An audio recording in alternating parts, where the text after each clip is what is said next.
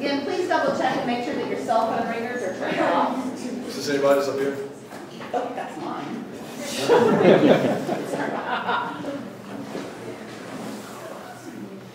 Great, so you heard me say I'm Wade Longmire. I'm a junior here at Vanderbilt, majoring in economics and history. Thank you all for taking part of your Wednesday night to come in here and speak. And as soon as I get this timer going.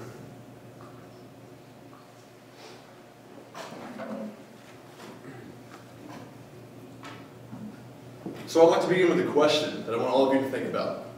How dangerous am I right now? Maybe something none of you have asked out loud, especially in this setting, but let's think about it for a moment. I'm a 6'1" white male from the suburbs of Nashville. I went to private high school, and I pay to go to a private university, where I study economics and history and take a public speaking course on the side. I play golf on the weekends, and I go to church every Sunday. I'm probably not that dangerous by all accounts, but in 3 short weeks, when I turn 21, the state of Tennessee will allow me to go downtown to the Department of Public Safety, pay a small fee, take a background check, and grant me a license that allows me to become lethal in any situation. I'm talking about concealed handgun licenses, or CHL. In my fraternity alone here at Vanderbilt, 3 students have concealed handgun licenses, and I know of several more who have aspirations to get them when they graduate. People with concealed handgun licenses exist on our campus, in our neighborhoods at home, and in our community as a country. So, concealed handgun licenses make concealed carry easy and widespread and increases gun ownership throughout the U.S. And under the protection of the Second Amendment, I will argue that the U.S. federal government should institute a ban on the manufacture of handguns for civilian use because it creates a national, violent atmosphere. I will first display some of the background and history behind concealed handgun licenses, then talk about the harms associated with the current policy, develop my plan to solve it, and address some of the arguments against me. So, before we go any farther, it's important that we understand a little more about concealed handgun licenses. Concealed carry is the practice of carrying a handgun or another weapon into the public space in a concealed fashion. And it's what these licenses make legal. There is currently no federal stance on the issue, but 49 states in this country have passed legislation that allows their citizens to buy these licenses. These licenses, as I mentioned earlier, are relatively easy to obtain.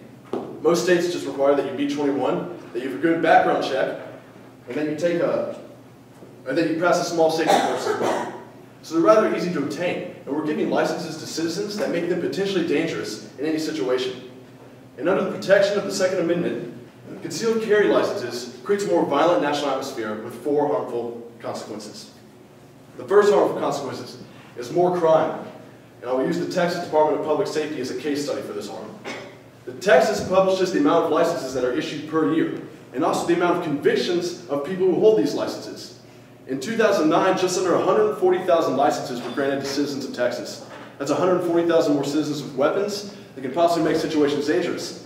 In that same year, 0.15% of crime was committed by those who had these licenses. Now I know you're saying, wait, that's a small percentage, 0.15%. But the key here is that it is a percentage. 0.15% of crimes in 2009 in Texas was 101 crimes, ranging from terroristic threats to indecency with children to assault with a deadly weapon, some of the more heinous crimes in our society. And these are crimes that we are directly creating by issuing these licenses to citizens. And these numbers go across the United States. Looking at other safety records, 100,000 is about the average of licenses in a state per year, depending on the size of the state. The second harm created by these licenses is more deaths. The United States is constantly atop polls that rate the amount of murders per year by firearm.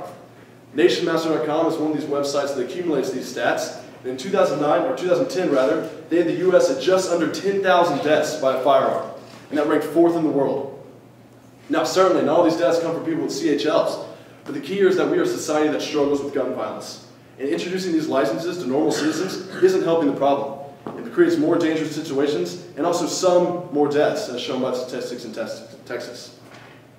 When you look at countries where it's harder to obtain a weapon for personal use, like in Germany or Spain, the numbers are down to 300 and 100 respectively for deaths by a firearm. The third harm created by concealed handgun licenses is that they aggravate violent situations. Arguments, struggles happen daily in our society. And if you think about it, it's kind of a power struggle, where one person is trying to get the better of the other. But if someone has a gun in that argument, it takes that argument possibly to the next level. Listen to the story of Harry Ray Coleman. Mr. Coleman was a 60-year-old Memphis resident. He'd worked in the real estate business for 30 years, and he had 3 grandchildren. But in 2010, he took his wife out to dinner. He parked the car in front of the restaurant, went inside to secure a table, and after a couple minutes noticed that his wife hadn't joined him. He went back outside to find his wife arguing with a larger man in the parking lot. The man had claimed that Mr. Coleman had parked his car too close to his and possibly damaged it. Mr. Coleman approached the two. The argument escalated quickly. Mr. Coleman recalls that the man started cussing, started threatening his family, started yelling, getting in his face. He said the man's eyes were bloodshot, like he'd been drinking. He became threatened, and the argument escalated to a point where Mr. Coleman drew his weapon, issued to him by the state of Tennessee and a concealed handgun license, and shot the man dead in the parking lot. Mr. Coleman was then sentenced to a life in prison, and he will never see his 3 children or 5 grandchildren on the outside again. Now, this story puts a human term on the stats I mentioned earlier. You see 0.15%, you see the low amount of crimes by these licenses, and you dismiss it, but that's the value of a human life. And any death and any extra tragedy we're creating with these licenses is something that can be avoided. I guarantee if you ask the 5 grandchildren of Mr. Coleman, they'd say the same. The fourth harm created by these concealed handgun licenses is that they create a culture of fear and mistrust and alienate people from its government. In preparation for this speech, I watched Michael Moore's film Bowling for Columbine. And no, I'm not the biggest Michael Moore fan myself, but he does paint an interesting picture of gun culture in American society. At one point, he interviews James Nichols, the brother of Terry Nichols, who was involved in the Oklahoma City bombings. James is the owner of several weapons, most notably a .45 Magnum that he keeps under his pillow every night. When Mr. Moore asked him why he feels the need to have these weapons, Mr. Nichols said that the government isn't there to protect him. If no one's going to watch out for my personal family, who will? It's up to me to keep these weapons and be armed myself. And this view was espoused by other people in this documentary. This is a backwards way of thinking. And having these concealed handgun licenses enables regular citizens to take the law into their own hands, and sometimes act drastically, as in the Mr. Coleman story. We're not trained to handle different situations like the police forces of our government are. And we're separating ourselves from the government when these give these licenses to normal citizens. So, by now my plan should be clear. The U.S. federal government should take a stance on concealed carry and concealed handgun licenses, and I propose the way they do that is to issue a ban on the manufacture of handguns for civilian use. Because when you think about it, handguns are made for no other reason than to kill people. No one hunts with a handgun. My ban would take care of the 4 harms I mentioned earlier and make CHLs inherently non-existent, and it would also prevent more criminals from holding guns illegally. Because we all buy guns from the same place. They're sold at Bass Pro Shops, they're sold at Walmarts. And if we stop the production of them for civilian use in these stores, we stop the widespread issue as a whole. So now I will address 3 of the major arguments against my plan.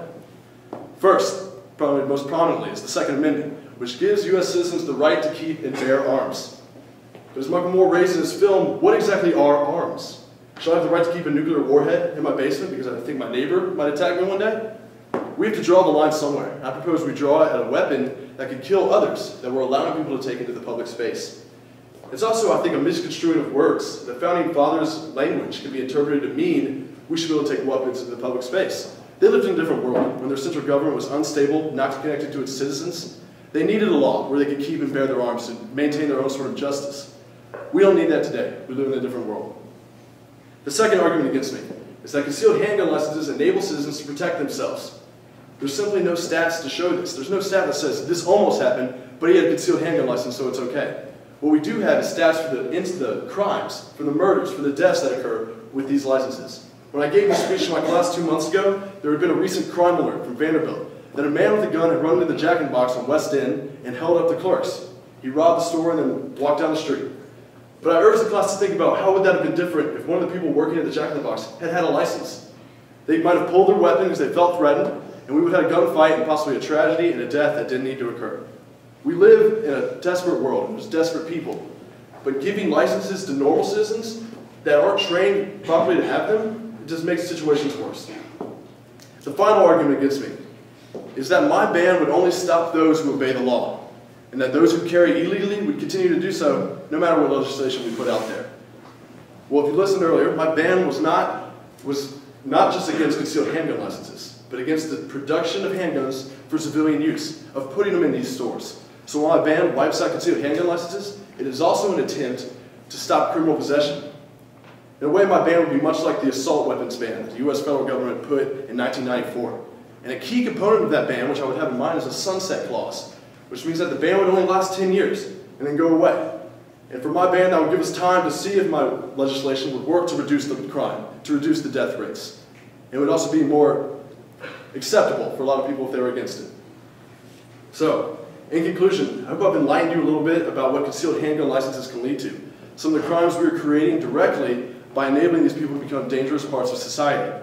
I hope I've maybe shown you a way that the government can take possible steps to alleviate this situation.